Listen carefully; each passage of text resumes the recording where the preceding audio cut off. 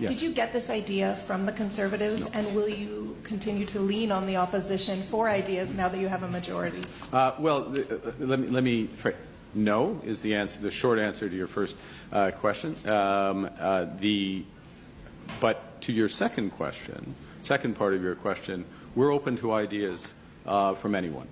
Certainly any deputies, ideas that could come from the Senate. Above all, ideas from Canadians, from stakeholders and others. That is what governing in a collaborative way means, and governing for Canadians. So if there's good ideas for Canadians, we will look at them and implement them. One difference, if I may, and this is not aspersion on anyone, but is when you're in government, to govern is to choose. And if you're choosing a fiscal measure, such as the gas tax, you're balancing against other priorities that the government has. How well we can continue to fund child care, dental care, health care with the provinces, how we continue to support the vulnerable. What's the best way to do it? And so what you see today with what we're going to put in front of the House, the Minister will put in front of the House, is a balance which takes an additional revenue that we expect to get, returns it to Canadians for a temporary period of time, while the economy adjusts and one would hope while events improve, if I can put it that way, in the Middle East. Yeah. Well, if you were Mr. Poilievre, would you quit today?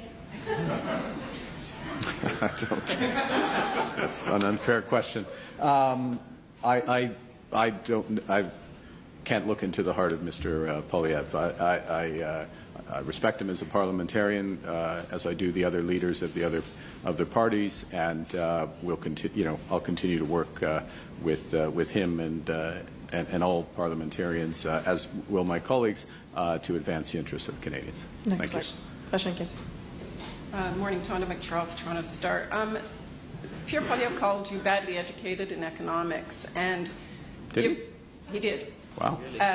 Given, so I'd like to hear a little bit about. Can I take back my previous answer? No, that's a joke. You can respond if you wish. My question, though, is to get your view of how you assess the risk of recession in Canada and the impact on government revenues and people's pocketbooks, given what you just referred to, turmoil in the Middle East that's causing energy and supply chain crunches. Yeah. So, Ms. McCharles, this is an important and fundamental question. Something that we think about constantly, and we design our economic response. Myself with the minister and the rest of the cabinet, we design our economic response with that in mind. There is an enormous shock in the global economy that is undergoing right now because of the conflict, and we have to assess what's the best approach given our core plan. And what can we do in the short term?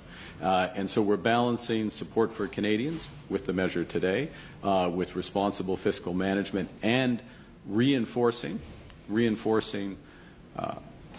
the plan to build Canada strong on housing, on community infrastructure, energy infrastructure, new ports, etc. That is restoring investor confidence, both here in Canada and globally. We're rated one of the most attractive places now for foreign investment. I think we're going to see more of that. That's going to help create jobs for Canadians and keep this economy growing. I would note that literally in, the last hour or so, the IMF has just released its forecast for the global economy.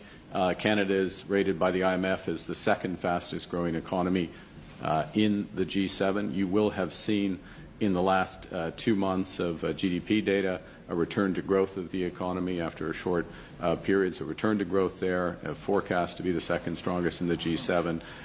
Clear plan that's addressing short-term issues in terms of affordability, which are real, but also staying the course, reinforcing that investment that this economy needs. And I just maybe finish and hand back, which is that we have to grow this economy to create the jobs for Canadians, and it's absolutely clear, it's been reinforced again by the events in the Middle East, We have to make our economy stronger and more independent.